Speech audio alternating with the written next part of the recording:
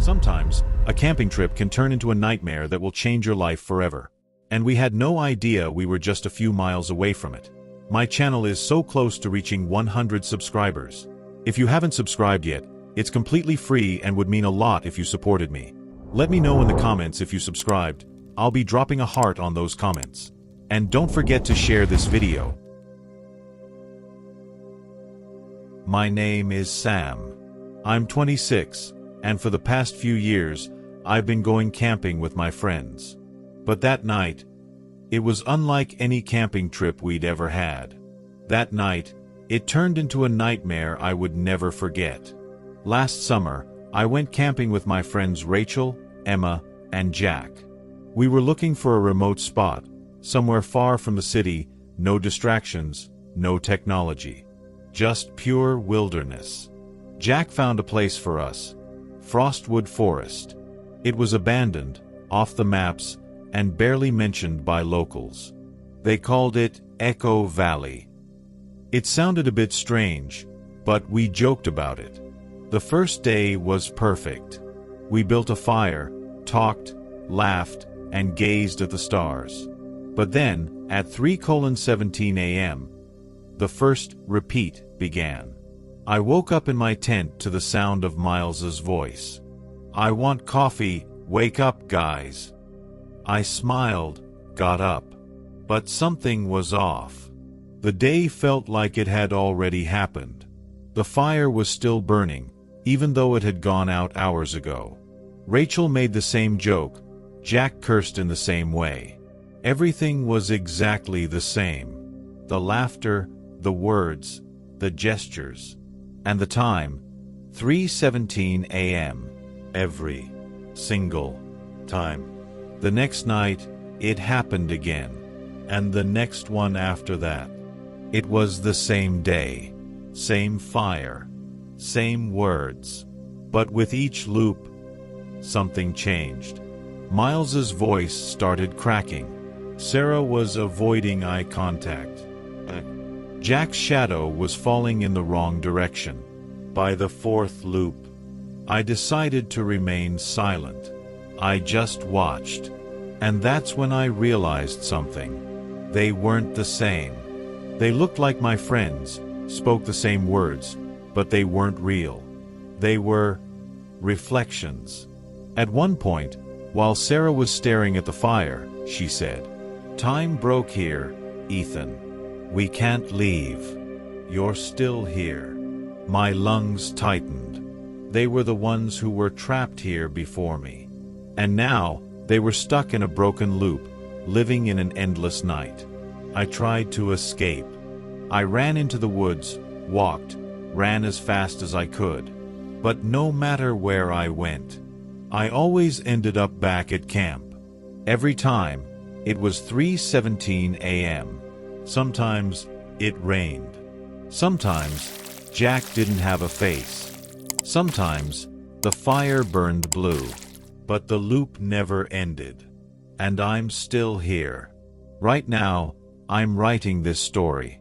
Maybe someday, someone will read it and decide not to go to this place. Because once the clock hits 3:17, time starts playing with you, and you no longer live in your own time. If this story pulled you in, don't forget to subscribe to the channel. And remember, in some places, time doesn't pass. It just swallows you whole.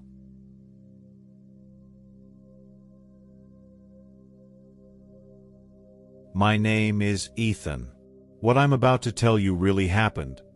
Or at least, I think it did. Sometimes, you realize you're reliving the same moment. But the worst part is, you can't escape it. This is the story of one such night. A night at a campsite where time broke and never healed. Last fall, I went camping with 3 of my friends, Miles, Sarah, and Leo. We wanted to escape the city, unplug from everything, and just breathe. Leo found a place called Evergrove Valley, an abandoned spot, not on any official map. Locals used to call it Echo Hollow. We laughed about the name. thought it was silly. The first day was perfect. We lit a fire, shared stories, watched the stars. But that night, at exactly 3:17 a.m., the first loop began. I woke up in my tent, to Miles shouting, "I want coffee, wake up you guys." I smiled, got up, but something was off. It felt like I had already lived this day. The fire was still smoldering, even though we'd let it burn out the night before. Sarah made the exact same joke. Leo tripped and cursed, word for word. Everything was identical. The laughter, the words, the movements, and the time. 3:17 a.m. Always. The next night, it happened again. And the night after that. Same day, same fire, same lines. But with each loop, things started changing. Miles' voice grew distorted. Sarah stopped making eye contact. And Leo's shadow was falling in the wrong direction. By the fourth night, I didn't speak. I just watched. And that's when I saw it. They weren't the same. They weren't my friends anymore. Just copies. Repeating the same lines, the same gestures. Like echoes wearing their faces. At one point, Sarah stared into the fire and said, "Time broke here, Ethan. We can't leave. But you're still real." My chest tightened. They had once been like me. Campers. Trapped in the same loop. And now, stuck in an eternal, broken night. I tried to run. I bolted into the woods. I walked. I sprinted. I screamed. But no matter how far I went, I always ended up back at camp. And every time. 3:17 a.m. Sometimes it rained. Sometimes Leo had no face. Sometimes the fire burned blue. But it was always the same night. And I'm still here. I'm writing this now. Maybe someone out there will read it. And stay away from Evergrove Valley. Because when the clock hits 3:17 a.m., time stops playing fair. And you won't be living in your own anymore. If this story pulled you in, don't forget to subscribe to the channel. And remember, some places don't let time flow. They let it feed. My name is Blake. I'm 29, and I never really believed in the supernatural. I mean, ghosts, demons, curses, those were things for movies and stories. But after what happened during that weekend, I'm not so sure anymore. It was last fall when my friends and I decided to get away from our busy lives and head into the woods for a camping trip. There were 4 of us. Me, Grace, Toby, and Aaron. None of us had been to this particular part of the forest before. We had all been camping in different spots, but this was something new. Aaron, always the one to find the most remote places, found an old map in a hiking guidebook. There was a secluded lake hidden deep in the woods. He called it Whispering Lake. It wasn't marked on any of the modern maps, and the locals had no idea where it was. It seemed perfect. We packed up, excited for the adventure ahead. We hiked for hours, the trees thick around us, and the sun slowly sinking in the sky. By the time we arrived at the lake, it was almost dark. The place looked beautiful. Calm water, surrounded by tall pines, and the faint sound of the wind in the branches. We set up camp and made a fire, enjoying the quiet, the peace, and each other's company. That night, as we sat around the fire, we heard something strange. It wasn't an animal, no rustling leaves or distant howls. It was a voice. Faint, barely audible, but unmistakable. At first, we thought it was someone else in the woods. But after a few minutes, we realized that no one else was around. The voice didn't belong to anyone nearby. It sounded as though it was coming from the lake. It was a whisper. "Get out, now." Grace froze, staring at the water, her face pale. Aaron laughed it off, calling it the wind. But I could see it in his eyes. He was just as unsettled as the rest of us. We decided to ignore it, thinking it was just the atmosphere, our minds playing tricks. But that voice kept coming back. Every hour, on the hour, we'd hear it again. At first, just a whisper. But then it grew louder, more urgent. "Leave this place, or you'll never leave."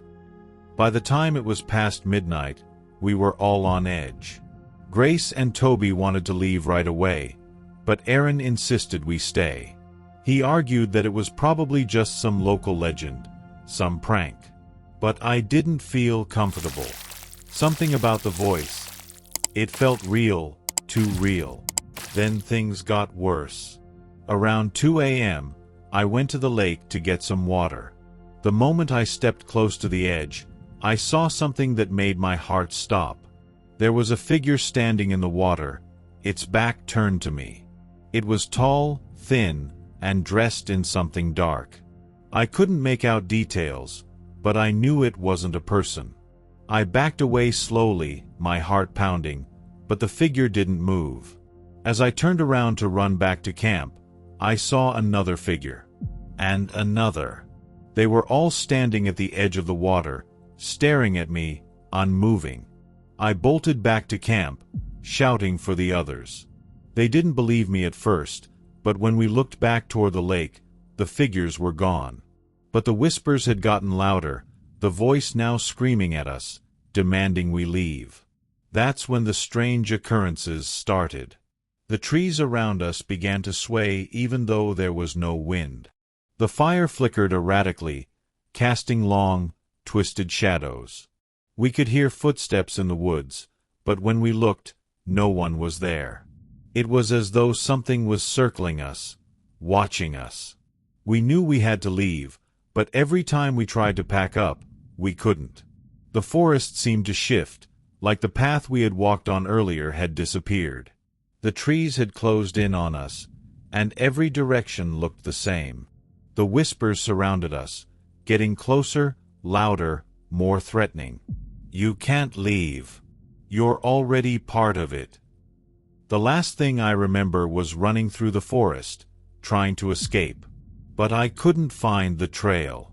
I didn't know if my friends were with me.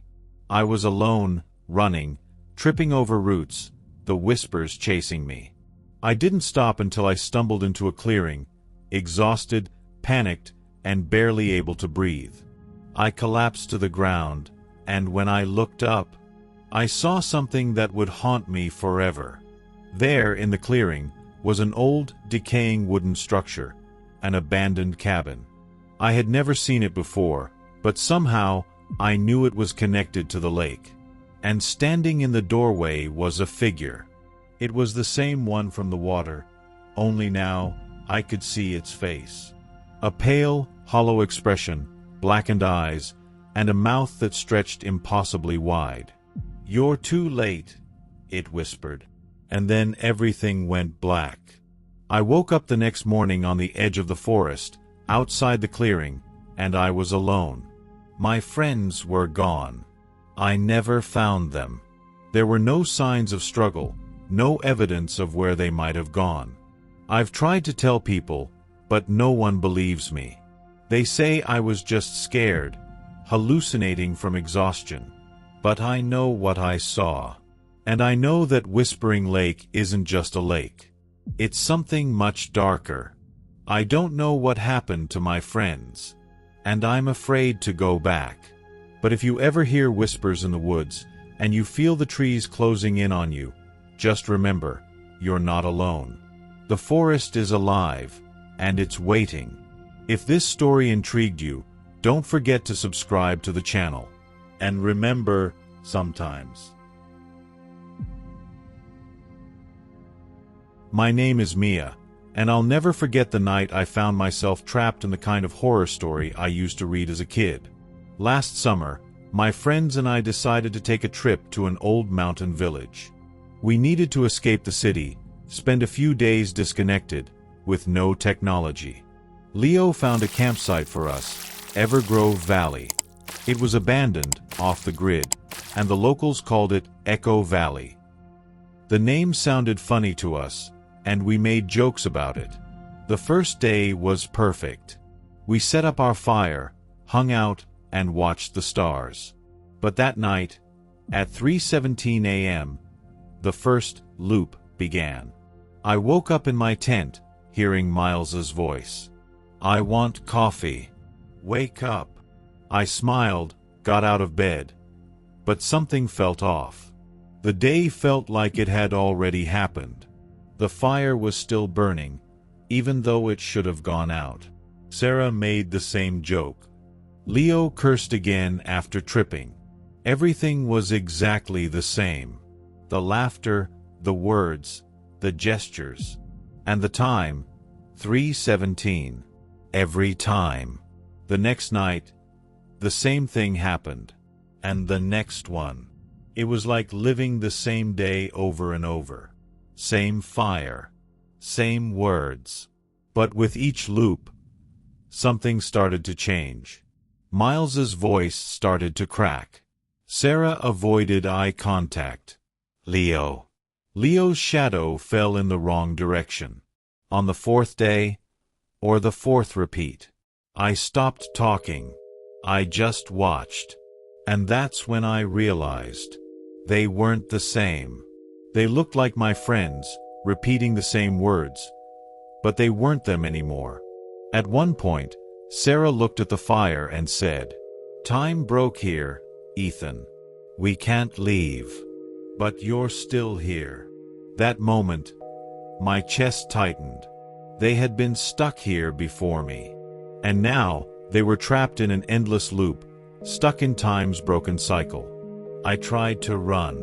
I ran deep into the forest, hoping to escape, but no matter where I went, I always ended up back at the campsite.